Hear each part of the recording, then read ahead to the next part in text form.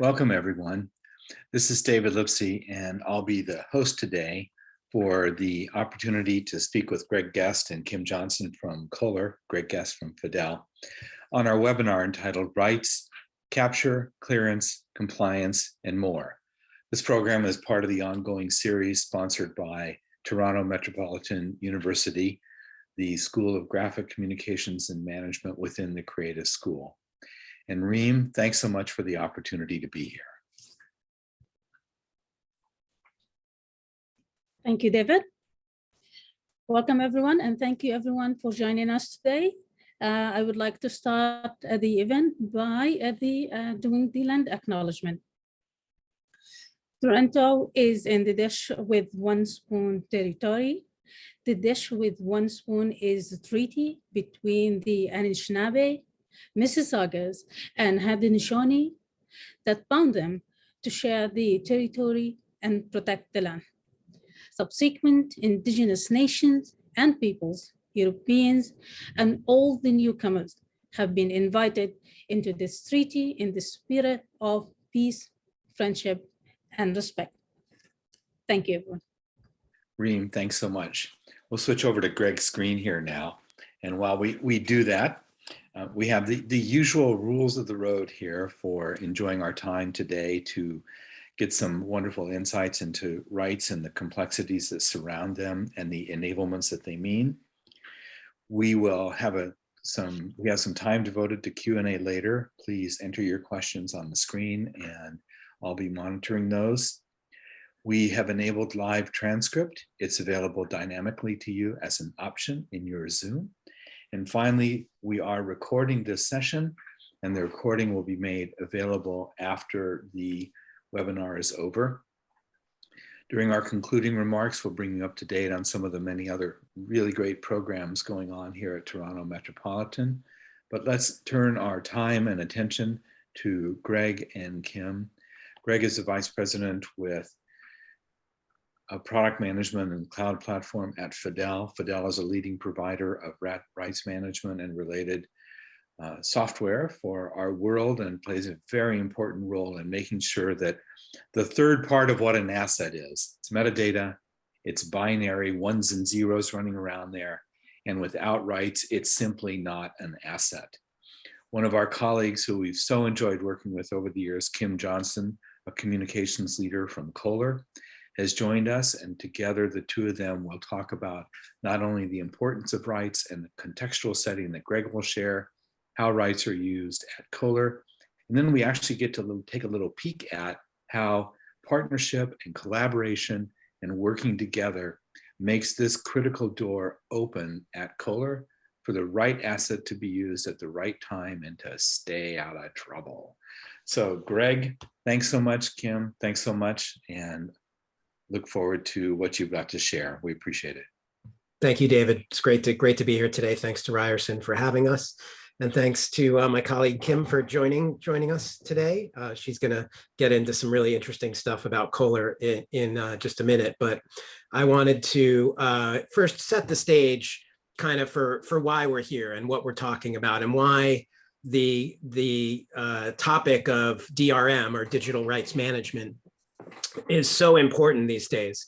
And it's really important no matter what industry you're in. So whether you're in home goods, entertainment, high tech, fashion, whatever industry you're in, most companies are facing the same challenges resulting from really the global expansion of their markets, first and foremost. So content, marketing content and product content, i.e. assets, images, videos that relate to marketing and product content, are now going all over the world, all around the globe.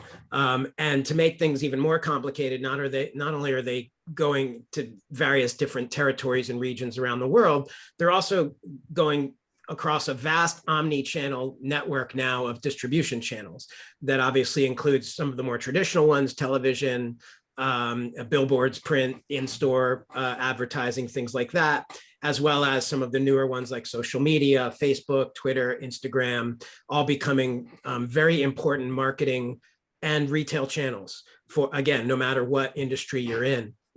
And also a proliferance of assets that you have to manage. So more images than ever, more and more video we're seeing becoming used, much more in terms of social media and short video clips, et cetera, for marketing and influencing people around your brand. And it's harder than ever, given all these factors of regions, countries, restrictions, distribution channels, to stay compliant with your brand, to stay compliant with the legal licensing restrictions that you might have around your content, as well as just maintain brand consistency and compliance with any sort of corporate branding mandates that you might have in place. So that's really what's creating, the importance of this discussion of how do I manage the rights of my assets, the rights associated with my assets as they go all over the world through all these different channels. And just to demonstrate kind of the level of complexity in capturing rights, the rights for a single image could be very, very complex. They could have multiple talent involved in the image, models or actors if it's a video. You might have stock imagery from something like Getty or Shutterstock or other stock houses that you're including in your marketing piece. You might have a location shoot, and that location might be a renowned location that has certain licensing restrictions on what you can and can do with the resulting image. You might have brands or partnerships that factor into it and have additional restrictions layered on top of it. And then when you get into video, it just ratchets up the complexity because you have things like music, you have voiceover, you have producer, director agreements and things like that. So each of these agreements, whether it's with a model, an actor, a stock photo house, a location, a music publisher, a voiceover actor, a producer, a partner brand, each of those agreements is going to have its own particular rights and restrictions on what you can and can't do with that image as a result of the license they're imposing on it. So some of it might be available in North America on digital channels, but only for a certain date range. Some might be available worldwide in perpetuity, except not on social media.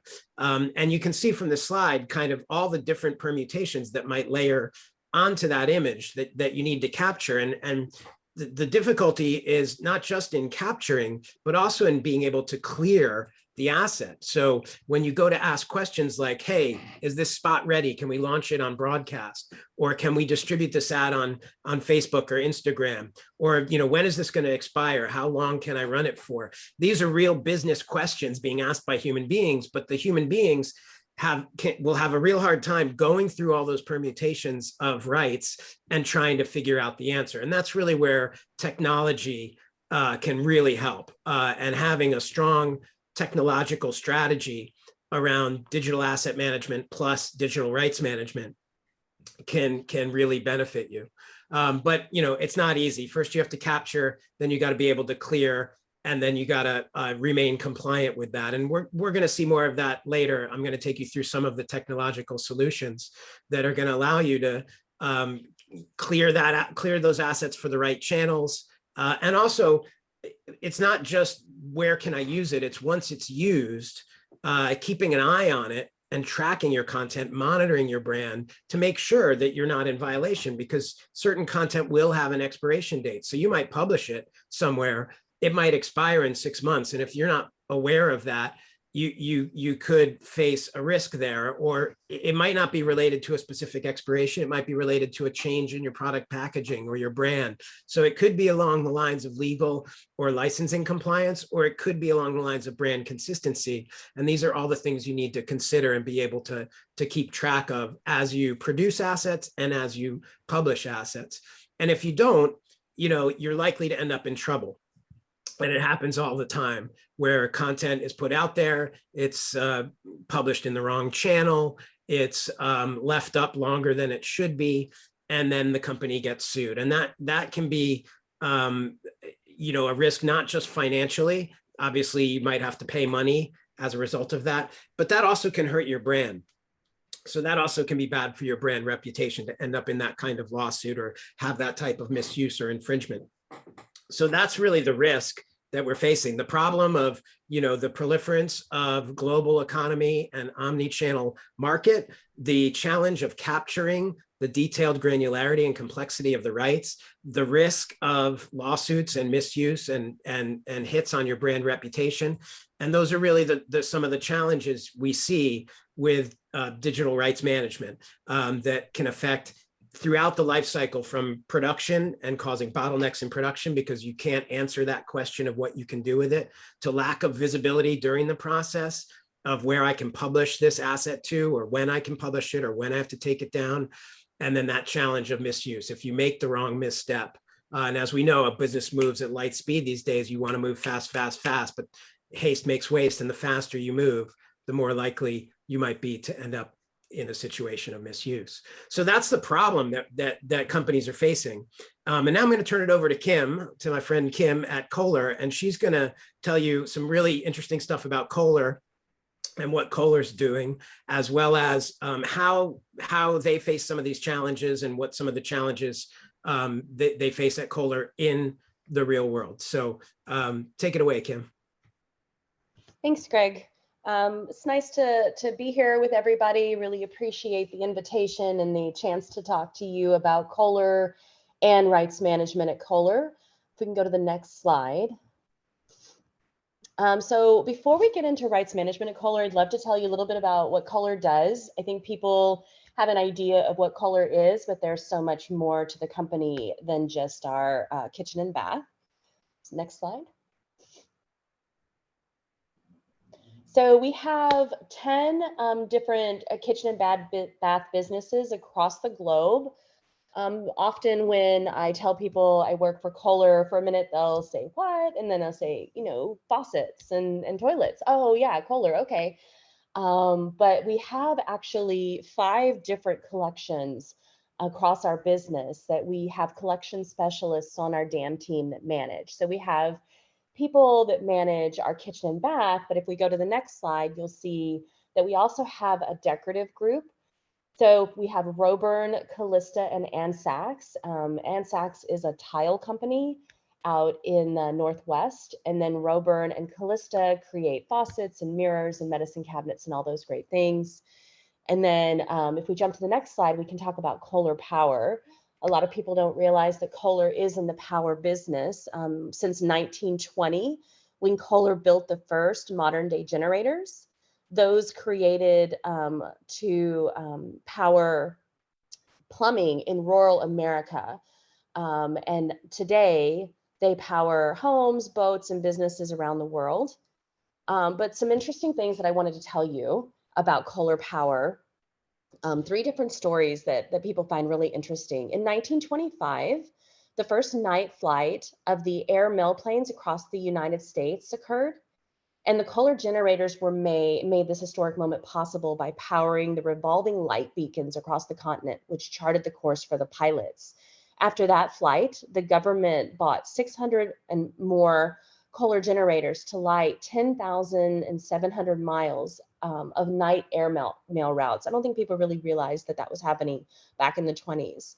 And then when we were in school, we all learned about Admiral Byrd and his expedition to the South Pole. Admiral Byrd took Kohler generators with him to the South Pole and used those to provide his sole source of power in sub-zero temperatures. When he left the South Pole, he left the generators behind. They were buried in snow and ice for 4 years. When Admiral Byrd went back and dug those out, refueled them, they turned on after their first attempt. So word quickly spread, and Kohler established itself as one of the world's leading power providers. And then when the Hoover Dam was built, Kohler generators were used to power the construction lights, so the construction crews could continue their endeavor day and night, and that was in 1931.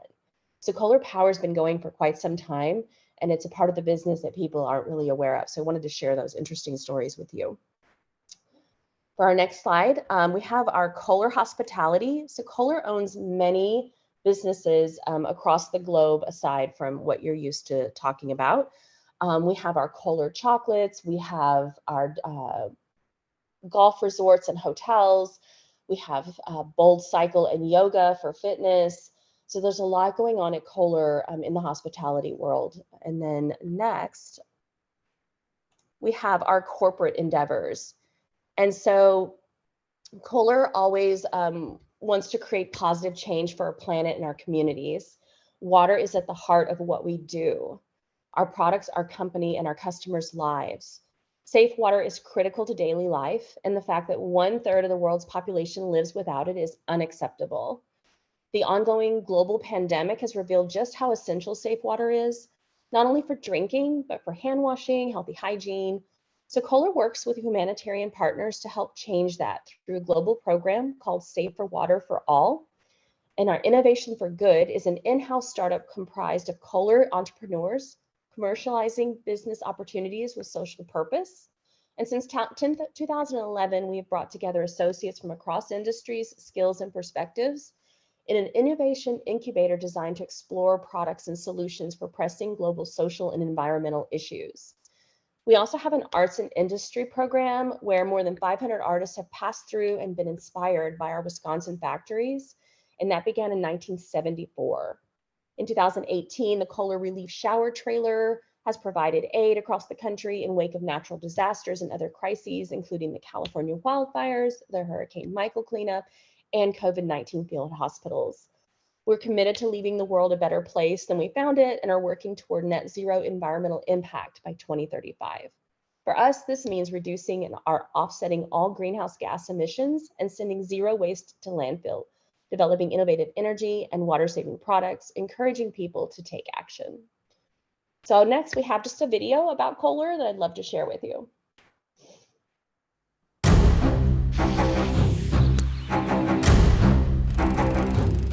The story of Kohler unfolds across 4 generations.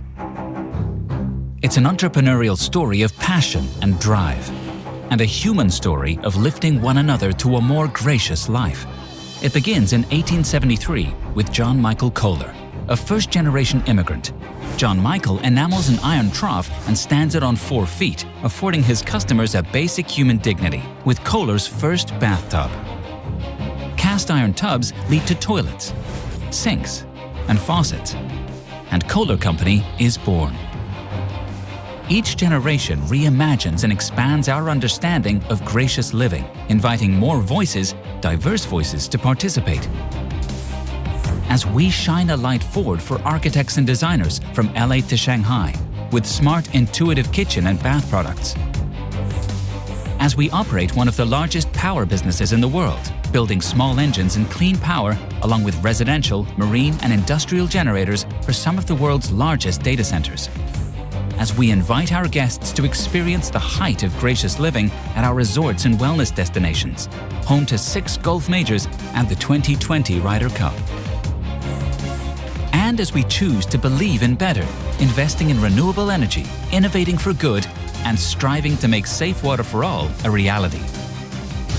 Little did John Michael know his ideas would help ignite a century of company progress, revolutionize the home, and that Kohler, a maker of products, would become a maker of experiences.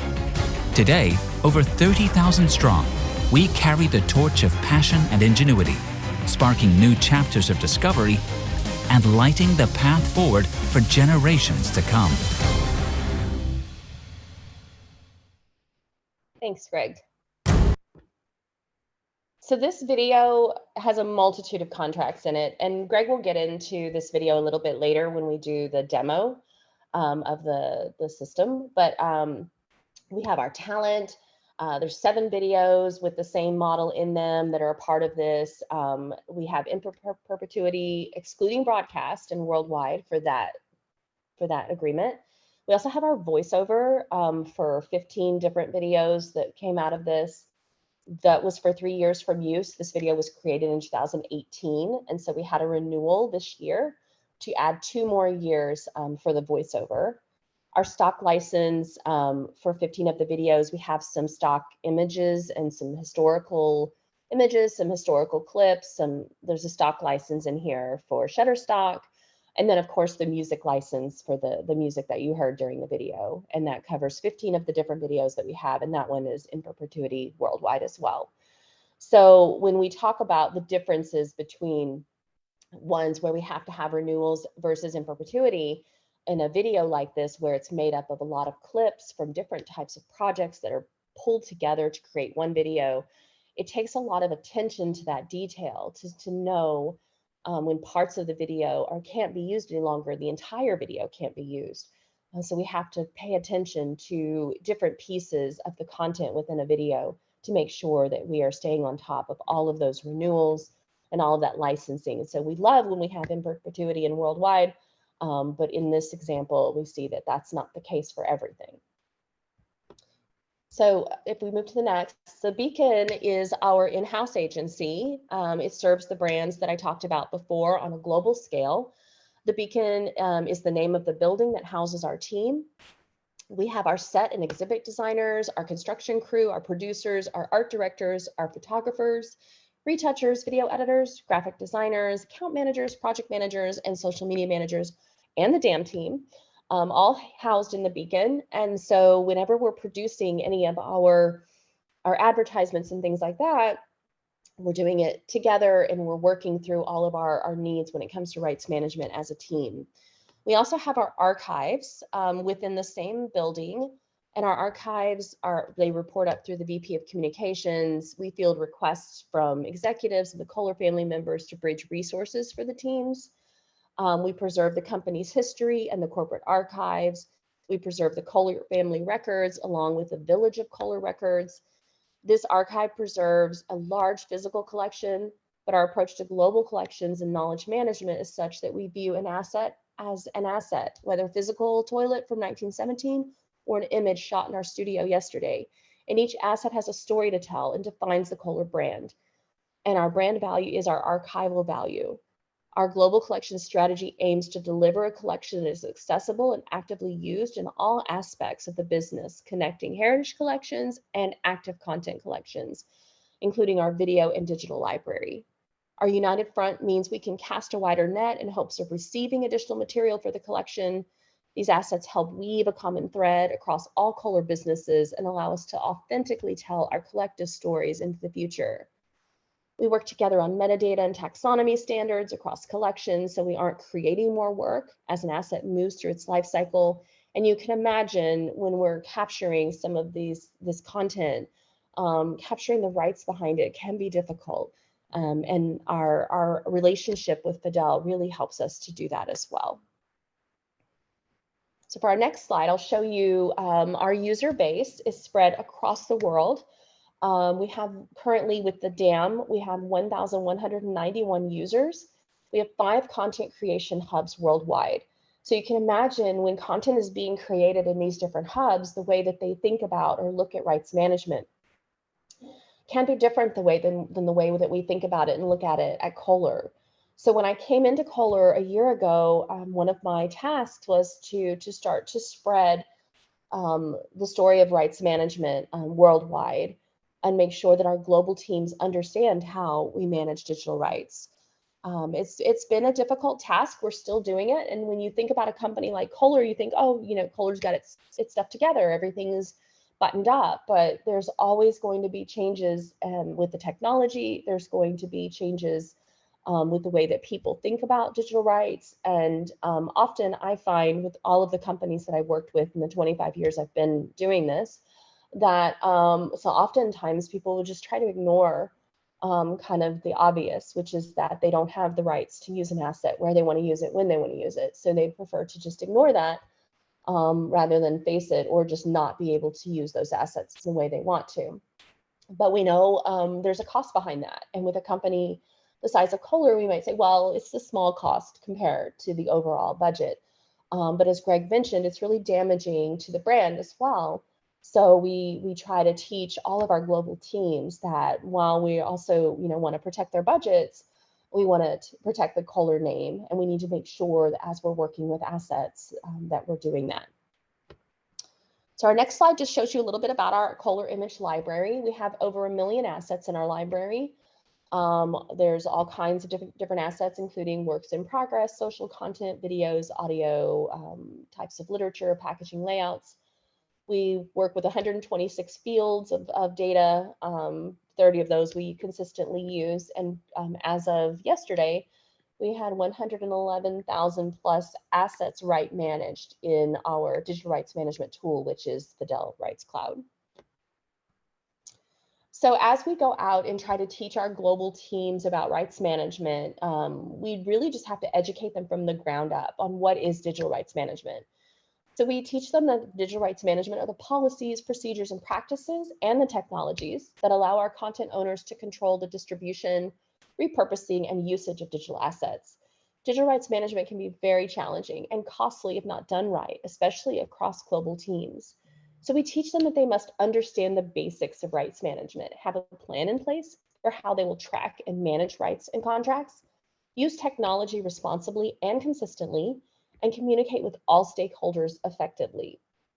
And so to the technology piece, Kohler's constantly evolving and working hand in hand with Dell to make sure that we have the technology we need and that we can consistently use it for not only attaching our contracts to our assets, but also provide the reporting that we need to be able to go in and see all of our different assets that are rights managed and what those rights are and when they will be expiring. And if we need to look at expanding those rights or if we have renewals that are coming. And it's not just one person, right? Kohler is a huge company with a lot of different teams. The DAM team ourselves is pretty small. There's only 6 of us. But the teams outside of the DAM that are managing and working with assets and creating content is huge. So we have to make sure that they are educated and they really need the technology to make that easier for them. So we're working on a couple of things for this year and next year that will help us even more, including some technology updates that are going to allow us to require clearance checks before assets can be used. But some of our challenges I'll get into in a minute, because once the asset's in use, it's a little bit difficult to control it out in the world. So we just want to continue to educate all of our teams as they're creating content on what they need to think about, such as product placement in an image that's not a Kohler product and requires an agreement. So if you jump to the next. So the bad habits are out there. We know that we have them, even at Kohler. We know that you all have them at the companies that you're with. So how do we break bad habits, develop processes and tools to support the best way forward for digital rights management? And for us, that's global training. Like I talked about, we're working on making sure that we train our users on the importance of digital rights management, how to check clearance on assets. We're currently migrating all of the global teams into the DAM. We have a lot of global teams that house their assets outside of our centralized DAM. So we want to get them into the DAM and ensure their contracts are cataloged and synced to the assets. We want to teach users to run reports and track their own rights managed usage. And then, of course, we are working with Dell on better reporting and capabilities through the tool and its connection to DAM. Our biggest challenges are streamlining the renewal process, especially with multiple budgets in play, and managing use once assets leave the DAM. So that's everything that I have about for this. I'm happy to hand it back over to Greg so we can get into our demo. Thanks, Kim. That really great presentation. I love it. And I love all the history of Kohler that you shared, some great stories.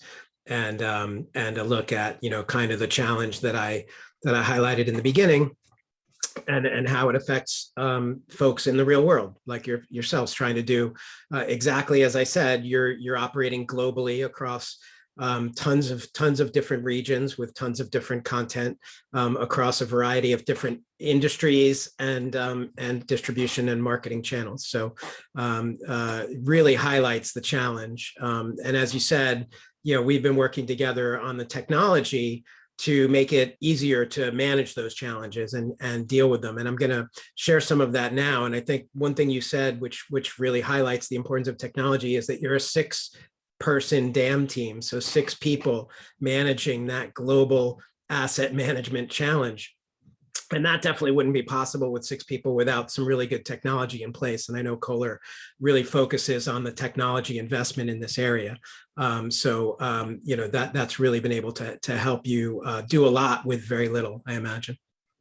So how do you do this technologically? What do you need? Well, it starts with a dam, obviously, and a dam system where you're managing your digital assets, but more than just a dam, you need to be able to capture those rights complexities that we were talking about earlier, and that Kim also highlighted in her presentation around the various permutations that you might have of rights that apply to your assets. So you really need a place where you can capture rights management, and you need to have that ability to tie that to your assets wherever your assets live in whatever dam system you're using. You need a way to extend that data really to be able to capture the rights data around it. And that can be very complicated. So that can be very hard to do in something like a metadata field in the dam. In most cases, for a company the size of Kohler dealing with those types of permutations, it really requires a more robust rights model and a tool specifically geared towards rights management and the ability to capture rights, clear rights, and provide compliance tools that can help you meet the challenges ahead. So I'm just showing Rights Cloud here, which is one of those types of systems that has its focus is to capture complex licensing and rights agreements and tie them directly to assets. So it allows you to basically have records for all your assets that would live in your dam system, and then be able to extend the data around those assets to rights data rather than just traditional dam metadata. And so first you need to be able to find and interact with assets in a way that allows you to have that visibility into the assets and the rights. So, here I might be searching for, all my kitchen assets and be able to easily get to my kitchen assets. And these are kind of like core dam features that you need to be able to provide users so they can quickly find what they're working on. Or maybe I'm looking for things related to showers and I can find all my shower images. Now, Kim highlighted a video in her presentation, so I'd like to use that as an example. So I've gone ahead and set up some video clips here, which I tagged with Kohler video tags so I could pull them up easily. And here you see a variety, just a sampling of some of the types of video clips that were present in that video. So you have an audio track, you have some historical still images, you have some historical video, you have some stock footage of the golf outing, and then you have some produced videos of a man in a kitchen and a woman in a bathtub. And all of these go in to make up that video that is the story of Kohler. So you need to be able to, for each of those elements, be able to capture the different rights and contributors associated with each of those assets. So for example, if I take a look at the audio asset itself, this is my story of Kohler voiceover asset, and I'm storing a record for it here. And I can see that it has a contributor of the voice artist, who's the contributor on this particular asset. And I have that linked to the voiceover agreement for that Victor Voice voiceover talent. And as a result of linking that asset to an agreement, specifically in that agreement, I have rights enumerated that then inherit to this asset. So now I can see that because I've linked this to Victor Voice, who's the voiceover artist, I can see that I have worldwide, all territories rights for use of this audio, but it's limited to social media and digital channels for a certain period of time.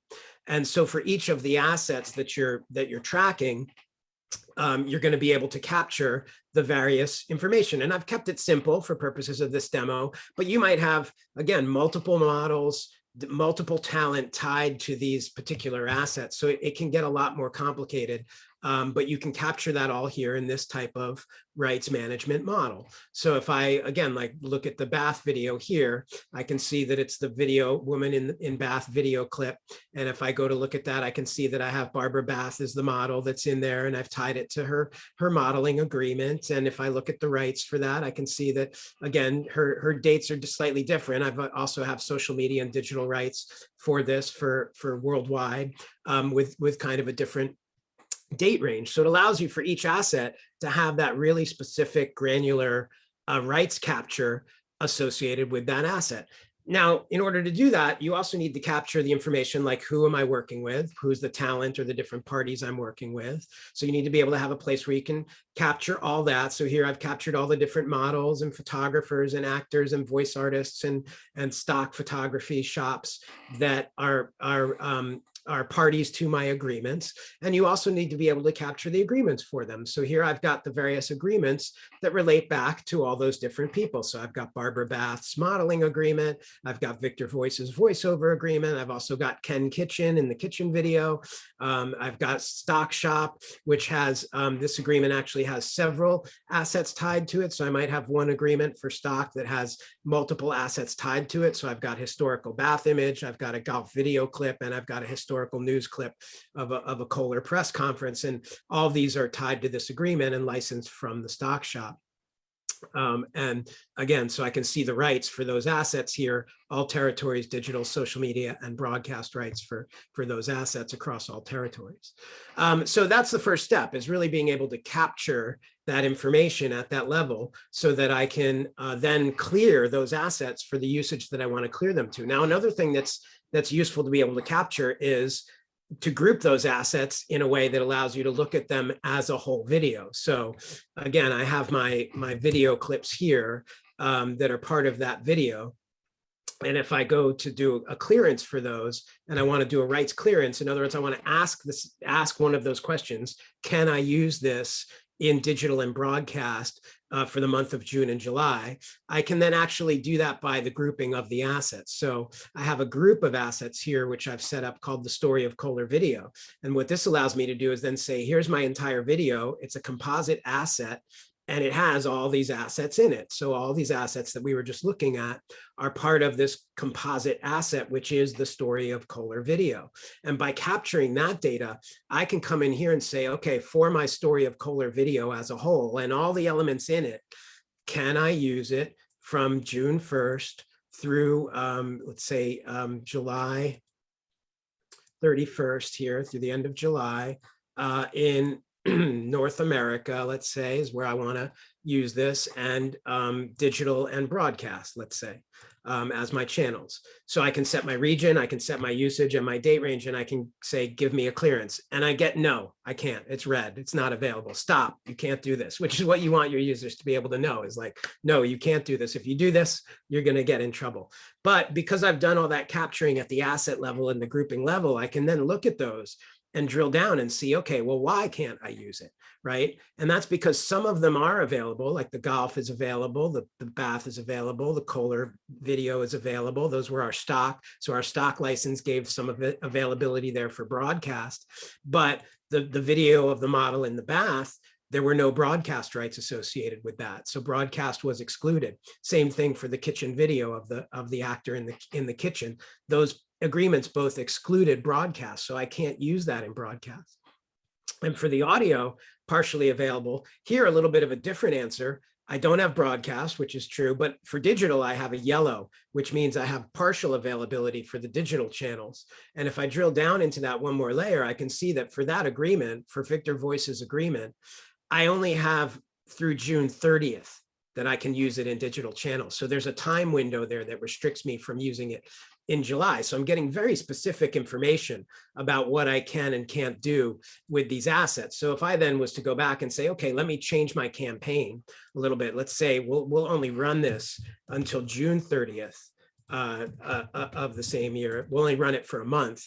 And we won't do broadcast because we don't have broadcast. But instead of broadcast, let's add it on social media. And now I can get my clearance and I'm green. And so now I can look at that and go, okay, so for that usage, I can now publish this in June in North America on digital and social media, and I've got green across the board. So that's the power of being able to capture your rights at that granular level for each asset, understand which assets are part of a larger whole that you're looking to use or distribute, and then being able to have that technology that looks at all that data and crunches the answer for you. Because again, if you tried to go through these 6 assets in each agreement and map that out manually, it would be very difficult and take a lot of time to get to that answer. Whereas when you employ technology, instantly you can get that red, green, yellow answer. And now I can keep moving. I can go publish my asset there. So that's the video example. I also wanted to show how visibility is important. So having visibility into this data, if you capture it and you put it in a rights database and you're able to clear it, that's great. But you have, as Kim mentioned, she has thousands of dam users in the dam system every day using assets and looking at assets. So you need to be able to expose that data. It's not good enough to lock it up in a database. You have to have it have APIs and integration capabilities in order to be able to expose it out into your organization, and first and foremost into your dam system, but also throughout your organization, as we'll see in a minute when we talk about the entire life cycle that you want to have rights visible through. But first and foremost, your users in the dam need to have that ability. So, for example, if I go back to my shower example here, I have a bunch of assets here for a shower. And, maybe I'm going to search those in my dam. So if I come into my dam, and I'm using Adobe here as an example, but it could be, you may be using any dam, and you can integrate any dam with rights management. You can certainly integrate Rights Cloud with any dam. So that's what you want to be looking at your organization, is having that technological ability to join the two together. So here I have a bunch of shower assets in my Adobe dam, and I want to be able to clear those. Now I've captured that data here in Rights Cloud, so that when I look at a particular asset like this, for example, I can see that it's tied to a photographer and a hand model, both tied to this. And I can see that I've got rights for print and digital and some timeframes from both of those agreements. So now that I've got that data captured here, I can actually plug that through to my dam, so that if I want to clear that asset, or I want to clear all these assets potentially, and look at which of these can I use in my marketing piece that I'm doing around showers, I can then I can select those, and I can say request a rights clearance. And now you can see I've got the same sort of clearance interface here right from within my dam. So as a dam user, I don't have to leave it at all, and I can search right here. So let's say for this, I want to do a print. I'm doing a print ad this time. So I can select print, and maybe I'm doing North America again. So I can select North America here, and my date range for this might be June 1st, 2022 to June 30th, the same kind of thing we were using before. And then I can say, get the clearance. And again, I get that answer right in my dam of red and yellow, red and green, which ones I can use, which ones I can't use. So I can't use the shower wide shot. I can't use the woman in the shower, and I can't use the second hand that I have there. So if I were to close out of that and say, okay, I didn't have the rights to this, I didn't have the rights to this, I didn't have the rights to this one, and run that clearance again, now I should get a better response. And if I run it again, you'll see it's all green. So again, that instantaneous real-time visibility into the rights data and the logic to be able to do the clearance will bust right through that roadblock of productivity, where your users are stuck and they have a bunch of images, they need to get their marketing piece out, but they don't know what they can do with it. And so it's not just the dam that you want to integrate that with as well. It's really throughout the entire life cycle. So once you have that, again, capture that data, have the ability to clear that data, then you can really provide compliance across your entire brand content lifecycle. And that goes all the way from content planning at the very start of the process through to the creative production and being able to expose that. So you saw in the content planning, I'm looking at those shower assets. I'm figuring out which ones I can use there.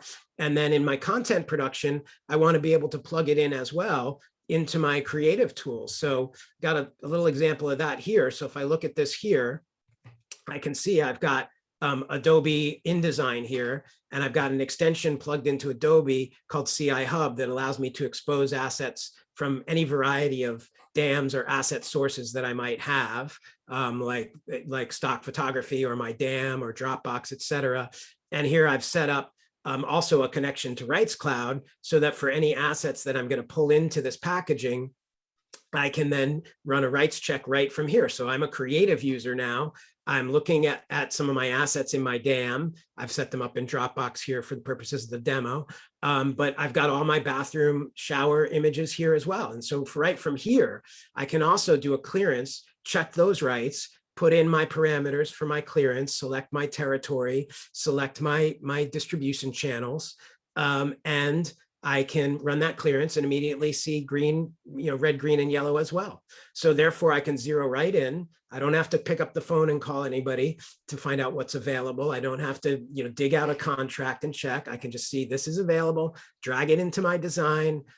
This one's available, drag this into my design, and there you go. My packaging's ready and I'm ready to go. I've got my clearance and I know I'm safe and I'm not in trouble there. So, and that's true, of video as well. So we were looking at the video issue as well. So you can, plug that right into your Adobe Premiere as well here, same way. And, find your assets that you're using as far as video. So again, I've connected up to my assets here through Dropbox. But again, you might be connecting to any variety of asset sources or dams. The technology integration is so important to provide that ease of use to the user to be able to find what they need. So here I can easily get to the assets I want. This time it's the video assets.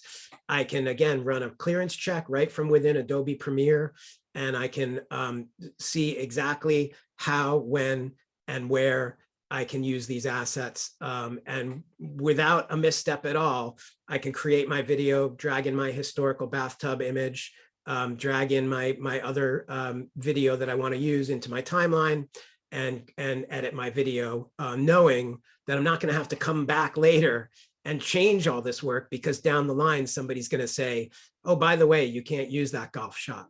Right? No, I can know up front that I'm not going to run into that trouble down the line. And that really helps you keep the frequency, the velocity of your marketing team super high, and keeps their productivity at a super high level without having to stop when they're trying to make ground.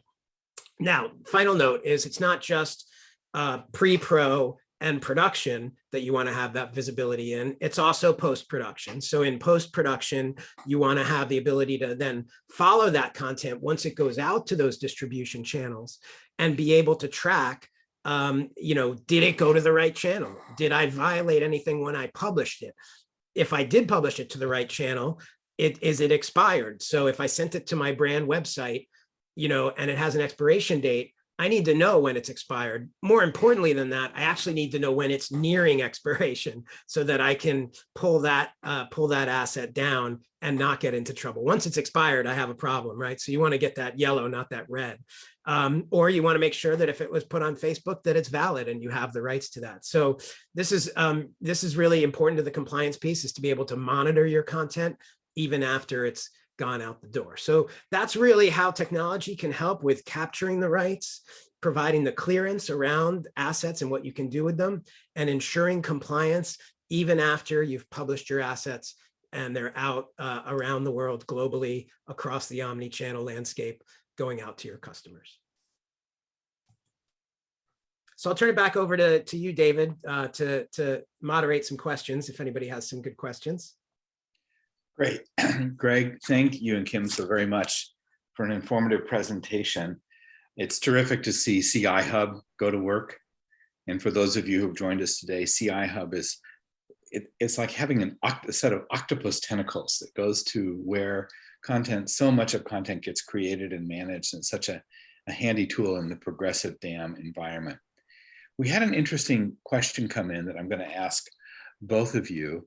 And it's that proverbial question. It's sort of like the first cousin to the metadata question, which is, okay, who does the data entry on this? And Greg, I'd like you to comment first from a cross-cutting perspective of what you typically see in terms of rights administration, rights and operational. And then Kim, if you can comment a bit on the specifics at Kohler, that would be terrific. Greg, I'll start with you. Yeah, sure. Great question. The more you can capture upfront in the process, the better off you're going to be, especially from a rights perspective. So if you can capture, your agreement data upfront in the process, so that, which again isn't kind of core DAM metadata, but it's the extended rights metadata. If you can capture that early in the process, and then you can make sure that the teams who are doing the production and the ingestion have access to talent IDs or agreement numbers that can link that data together, that makes that workflow much easier. So as content comes into your DAM, it's tagged with an agreement already. That agreement's already been captured. You link the two things together, and like magic, you have your rights data there, right? So that's a key thing to think about, is pushing all that capture way up in the process. The other thing is there's some great ways to automatically capture data these days. So there's IPTC data that comes in with images. There's EXIF data, which is camera data that comes in with images. There's AI tagging, which is becoming more and more popular, of tagging images visually with AI tags as it comes in. But at the end of the day, you know, if you're doing custom metadata that's very specific to your business, you're most likely going to have a process in place that falls to your brand managers or DAM managers or asset managers that are going to be responsible for that. And maybe Kim can speak to how they do that at Kohler. So Kim, we'll transition the question over to you. And Greg, I appreciate how much of your answer is akin to the emerging complex of both opportunities and experimentation around metadata extraction, where we know more and more, but we have to be on guard about its quality and integrity, and always be looking at these really interesting new tools that keep coming up for metadata extraction and repurpose. So Kim, as you oversee this very critical part of rights of content adjudication within Kohler, tell us a little bit about where some of the data entry occurs and trends that you're watching. Thanks, David. Yeah, so for us at Kohler, it is still a very manual process. As I mentioned, we just have a team of 6 on the DAM team. We manage the data entry, both for the metadata in our DAM as well as the rights data in Rights Cloud. We actually have one person on our team that's really responsible for all of that. So all of the contracts are sent to her, and she's creating the agreements and all of the connections inside of Rights Cloud. We're pretty protective of our rights, so we don't let users outside of our limited team into Fidel Rights Cloud right now. Some things that I'm looking at is creating super users across the globe. So people who are trusted team members that really understand DAM, metadata, and rights, so that we can start to allow other users into Rights Cloud and allow other users to take on some of that lift for us. But right now it's very limited to the DAM team. We're also looking at some possible automation. There are some tools connected to Rights Cloud that can scan contracts and get all of that data in so that it's not a manual entry. But we're not there yet. It's just some of the things that we're looking at. So right now it's very manual and it's very much withheld into the DAM team.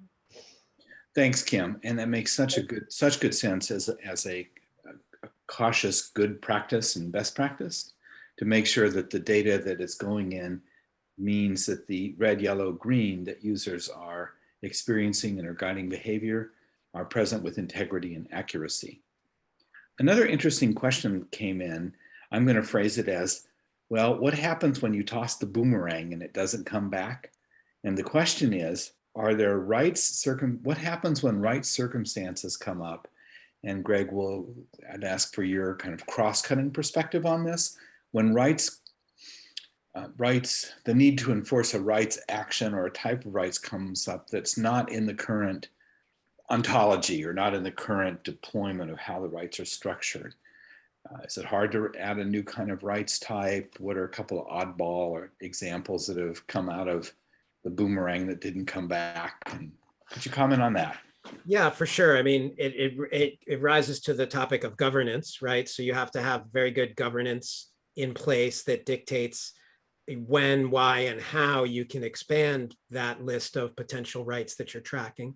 Then the starting point for that is always, what is your business today? Like, what are all the rights on your agreements today? And that's usually your starting point. And so whatever tool you're using to capture rights, you want to make sure that it's flexible, that it's not rigid in the rights it can capture. It needs to be a fully modifiable, flexible parent-child hierarchy, because you have a lot of parent-child relationships in the rights structures as well as regions.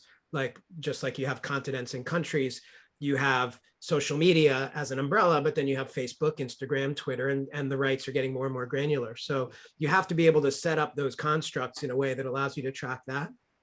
And you have to have that flexibility for somebody who has the proper governance and permission to go in and easily add that. And in Rights Cloud, for example, that's very easy. You can just go in and add a child to a parent node and propagate it to all the agreements. Another benefit of the technology is if you had to do that manually in a spreadsheet or something, it would take forever. But with technology, you can say, oh, there's a new, I always say brain chip. They've invented the brain chip where I can beam an ad right into someone's head. Let's add it to our rights. And then you add that to the digital rights. And now you have that on all your agreements. So you need to have that flexibility for sure. Yeah, and along with that, what happens if there is a yellow or a red? Is there a workflow that can get initiated to then go ask somebody, or what happens? Yeah, absolutely. And that happens a lot. And as you saw in Kim's presentation, she talked a lot about renewals, right? So that becomes very important to be able to know, oh, this is expiring or it's expired, but I need to renew it.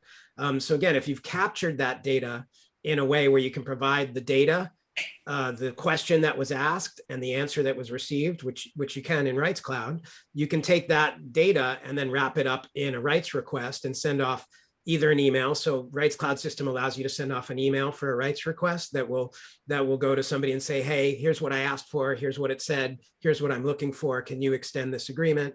And again, it also underscores the importance of having a system that has API integration capabilities, because a lot of customers have very complex enterprise workflow tools that they're using, and they don't want another workflow tool. They want to feed it into their existing workflow tool, right? Or into Workfront or something like that.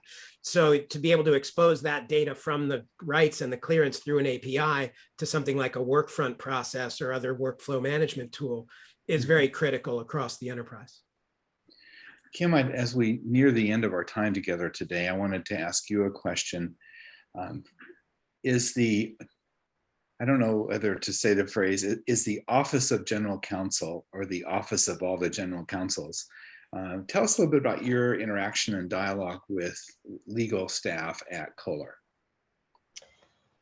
Yeah, so at Kohler, we have a pretty close working relationship with the legal staff so that they're aware of the tools that we're using, the way that our contracts are written. They write our contracts for us, and then we give those out to the project managers and the account managers to make sure that as they're going out and conducting photo shoots and video shoots and the like, that they are using the most recent up-to-date contracts. And so most recently, we've been working with the legal team, and we haven't completed this yet, but our task is to make sure that we're addressing social media, because we know that with social media, one thing as a company that we don't want to do is go back into the history of our social postings and pull things down because rights have expired.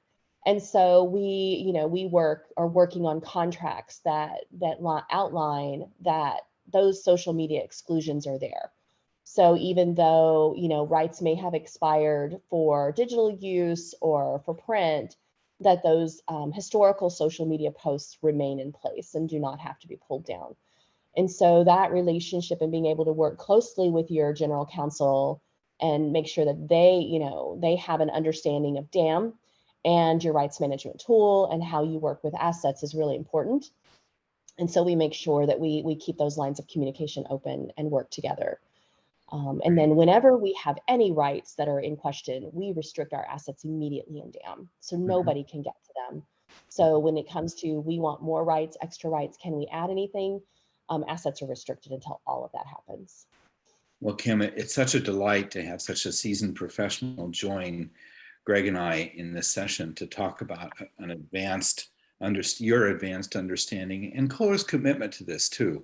An asset is the metadata, the binary, and the rights. And so many times those three are not joined with the intimacy and expression that you've accomplished at Kohler. And as someone who gets a chance to know a lot about how DAM is going to work every day, it's really a delight to hear that. And Greg, I think the work that Fidel has done to bring rights into the conversed universe, if you will, where rights sort of stayed off into either publishing in its traditional scientific and technical and mathematical worlds, which Fidel has a big presence in, but very, very different, and broadcast, music, movie studios, complexities in and of themselves. And then to recognize how important it is that the kind of rights that you wove together in the stories using Kohler's assets help us to move our content with confidence into the world that we intend for it to have some kind of intended purpose. So as someone who's watched Dam unfold, I'm very appreciative of that. I've also watched our time unfold today, and I want to thank both of you and Afra Usman, who's our marketing assistant, and the opportunity for all of us to join together in community through the leadership of Reem and her teaching and other activities that are going on at Toronto Metropolitan University. About 3 weeks from now, on June 30th, we will have our second annual Dam for Canada Coast to Coast. It's just a fun community event. It's virtual. We will open up the website for registration. I think this week we'll have that all set up, and I think it'll be done this week. We hope everyone will join us. We've got a terrific lineup of our colleagues from all over Canada who are working dam professionals who are going to share much of their work. In addition, we have a pretty terrific opportunity to see the best infographics you've ever seen about what is dam, what are rights, and what is metadata. And we'll be in touch with you by email about this forthcoming national event and other workshops that are scheduled for the fall as we wrap up our collective summers. So as we wrap up our time today, again, thanks to Greg and Kim and to Toronto Metropolitan University for its leadership role in DAM. On that note, this concludes the webinar. Good day, and thank you for joining. Thank you. Thank you.